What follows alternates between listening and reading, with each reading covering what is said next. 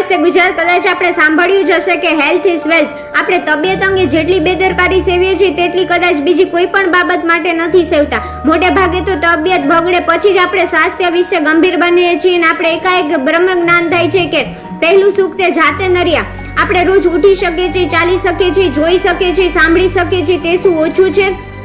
આપણે એવા લોકો પણ જોયા હશે કે જે ગળ્યું ખાતા નહીં હોય, આઈસ્ક્રીમને તો અડતા પણ નહીં હોય, કસરત કરતા હશે છતાંય ડાયાબિટીસ થઈ જાય છે, કારણ કે એને ક્યારેય એના સારા સ્વાસ્થ્ય માટે કૃતજ્ઞતા દર્શાવી જ નથી.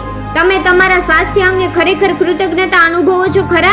આ જ મિનિટે તમારા શરીર સામે જુઓ એટલે સમજાઈ જશે. તમારા શરીરની દશા જુઓ. તમને શરીરમાં ભાર વર્તાય છે, તમને રોજ ઉઠતા કંટાળો આવે છે, તમે તમારી ઉંમર કરતા મોટા દેખાવ છો. જો આમાંથી એકાદ જવાબ પણ હા હોય ને તો સમજી લેજો કે તમારી તબિયત બરોબર નથી અને એનું મુખ્ય કારણ છે કૃતજ્ઞતાનો અભાવ.